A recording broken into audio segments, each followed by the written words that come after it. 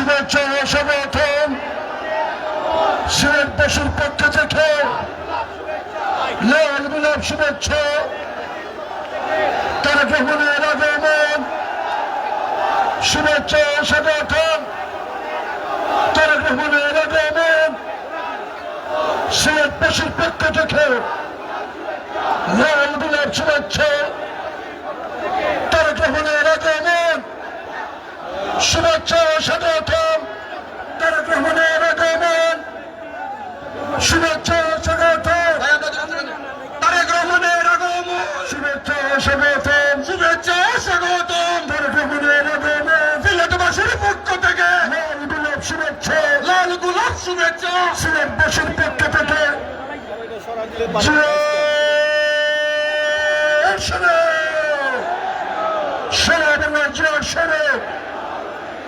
সিলেটবাসীর পক্ষ থেকে তারেক রহমানের আগমন শুভেচ্ছা ও স্বাগতম। প্রিয় নেতৃবৃন্দ, এ পর্যায়ে বক্তব্য রাখছেন বাংলাদেশ জাতীয়তাবাদী দল বিএনপির চেয়ারম্যানের উপদেষ্টা মন্ডলীর সদস্য সাবেক এই নগরীর জনআনন্দিত মেয়র জনতা গোয়েনঘাট কোম্পানিগঞ্জের সংসদ প্রার্থী জনাব আরিফুল হক চৌধুরী চৌধুরীকে তার মূল্যবান বক্তব্য রাখার জন্য অনুরোধ করছে। বিসমিল্লাহির রহমানির রহিম। প্রিয় হযরত শাহজালাল শাহপুরান শ্রী চৈতন্যভূমির পিতৃভূমি এই পূর্ণভূমি সিলেট আলিয়া মাদ্রাসা মাঠে ঐতিহাসিক এই জনসভার সম্মানিত সভাপতি, আজকের এই বিশাল সমাবেশের বিএনপির চেয়ারম্যান আমাদের তারুণ্যের অহংকার, আমাদের সিলেটের মানুষের হৃদয়ের স্পন্দন রহমানের আগমনের বার্তা শুনে সিলেটের আপামর জনগণ শুধু জনতা গোয়েনঘাট কোম্পানিগঞ্জ থেকে শুরু করে মাধবপুর পর্যন্ত সারা সিলেটবাসী জুড়ে পড়ো আস্থাক রহমানের আগমন শুভেচ্ছা স্বাগতম। 12 তারিখে দানের শীষে ভোট দেবেন কিসে? আরে ভাই জুড়ে হাত তুলে দিয়ে বলেন দানের শীষে ভোট দেবেন।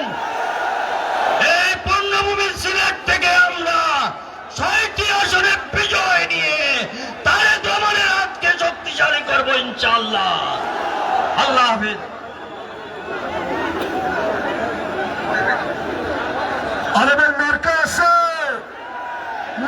আছে, সিলেটবাসীর মার্কা আছে, দেশবাসীর মার্কা আছে, শহীদ জিয়ার মার্কা আছে, মরহুমা মা বেগম খালেদা জিয়ার মার্কা আছে, আমাদের চেয়ারম্যান জনাব তারেক রহমানের মার্কা আছে।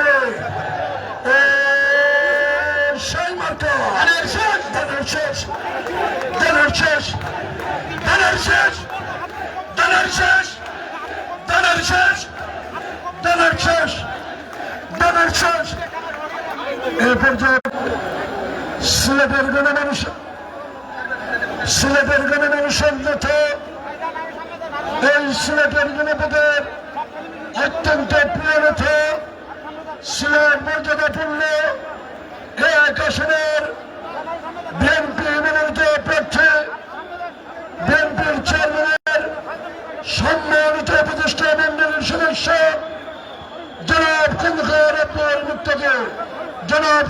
আব্দুল মুক্তাদিরকে তার মূল্যবান বক্তব্য রাখার জন্য অনুরোধ করছে।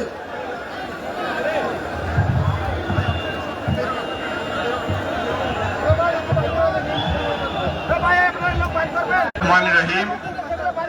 আজকের সিলেট আলিয়া মাদ্রাসা মাঠের এই জনসমুদ্রে আমাদের উপস্থিত আমাদের প্রাণপ্রিয় নেতা বিএনপির চেয়ারম্যান মজলুম জননেতা, যিনি দীর্ঘদিন শত প্রতিকূলতার মুখে, শত অত্যাচার নির্যাতনের মুখে এমন একটি উদ্দীপনামূলক নেতৃত্ব দিয়েছেন এই দলকে, পরিশেষে যিনি দল এবং দেশকে তার নেতৃত্বে একতাবদ্ধ করতে পেরেছেন, আমাদের সেই নেতা জনাব তারেক রহমান, উপস্থিত মহাসচিব জনাব মির্জা ফখরুল ইসলাম আলমগীর এবং প্রার্থীগণ এবং অন্যান্য কেন্দ্রীয় নেতৃবৃন্দ এবং এই সভার সভাপতি আব্দুল কাইয়ুম চৌধুরী এবং আমার সামনে উপস্থিত লাখো লাখো ভাই বোনেরা, আসসালামু আলাইকুম। আগামী দিনের আমাদের যুদ্ধ হচ্ছে বাংলাদেশকে স্বাভাবিক করার যুদ্ধ, এই দেশের মানুষের মালিকানা আবার এই দেশের উপর প্রতিষ্ঠিত করার যুদ্ধ। সেই যুদ্ধে সব থেকে বড় যেটি আমাদের লক্ষ্য, সেটি হলো এই দেশে স্থিতিশীলতা আনা, শাসন প্রতিষ্ঠা করা, এই দেশকে একটি প্রাতিষ্ঠানিক ভিত্তির উপর দাঁড় করানো, আর মানুষকে রাষ্ট্রীয় কাজের প্রত্যেকটা কাজের সাথে জনমানুষের সম্পৃক্তি ঘটানো।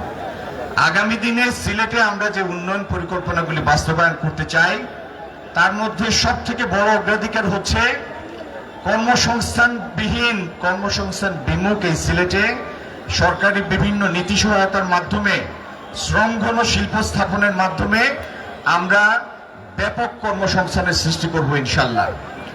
আমরা শিক্ষিত তরুণ তরুণীদের আইটি সংশ্লিষ্ট বিভিন্ন পেশায় প্রশিক্ষণ দিব।